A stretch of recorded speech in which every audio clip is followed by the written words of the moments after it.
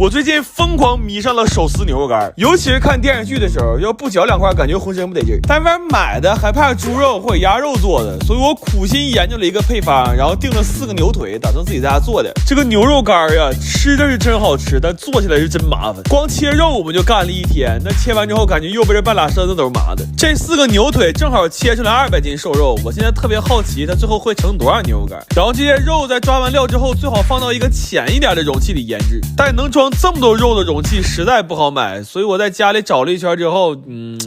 我把浴缸拆了。用浴缸腌肉属于是既合理又实用，我们甚至还给它改成那个双拼缸，然后腌了1宿之后，这肉就可以烘干了。但以家里这烘干机的速度来说，除非买100台，要不最快也得正月15才能吃。后来看最近天不错，就决定风干了，正好可以用蒙古包的架子晾肉。但是这一下子就陡增了一个非常大的工作量，就是串肉。我们还没从切肉的局麻中缓过来呢，这一下直接要干成全麻了。我后来都累得有点分不清白天黑夜了，就我明明记着我们是中午开始干的这活，但后来干到最后一待的时候，外面天都亮了。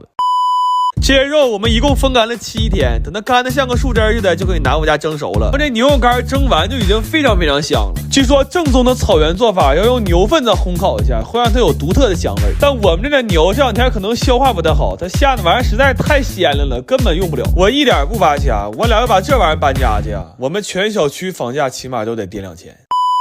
后来我放弃了这个尝试，买了点果木炭改成炭烤了。这牛肉干往炉子上一放，那香味挠一下就上来了，然后趁热撕开了一块，这牛肉丝状态看着可太满足了。而且风干牛肉干是越嚼越香，这真的比我之前用油炸烤箱做的要好吃很多。等都烤完了之后，我还上秤量了一下，一共是70斤的牛肉干，我是41斤买的牛肉，算下来这个牛肉干的成本是114块钱1斤。然后我们把所有的牛肉干都塑封处理了，我估计等我吃完这些牛肉干呀，我这腮帮子会成为我全身上下肌肉含量最高的地方。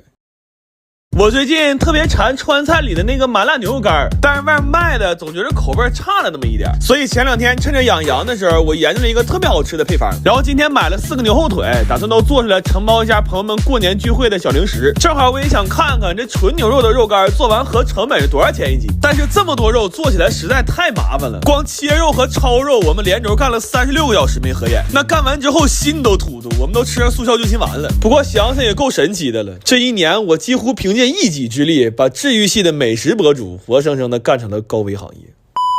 后来稍微缓了一下，我们就开始炸料油了，这油炸肉才香呢。然后油做的多，我还顺便炸了1盆辣椒油和1盆青花椒油。这2盆油在最后拌肉的时候，会让肉干的香味和颜色更均匀，特别是这红彤彤的辣椒油，那炸完之后全楼道都是香味。然后做这个肉干需要用到特别多的辣椒，我们甚至还提前测评了一下，结果赶上了一家变态辣的，那吃完辣的胃直疼。不过好在家里常备了新3九胃泰，熬夜或者吃辣刺激胃难受的时候，有它一点都不慌。然后我研究了一下，最好吃的做法是先卤后炸，所以提前2天我就熬了一大锅卤水，并且在不同的时间段加不同辣度的辣椒，这样可以让香辣味更丰富，但同时也会让鼻子更通畅。就那一晚上打的喷嚏都赶我一冬天打的多了，我后来差点没因为打喷嚏把腰闪了。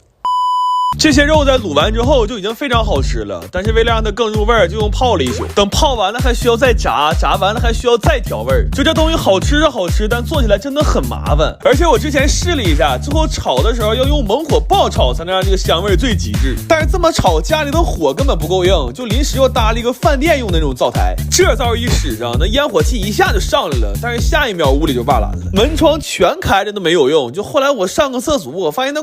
都有股油烟味，我真是服了我。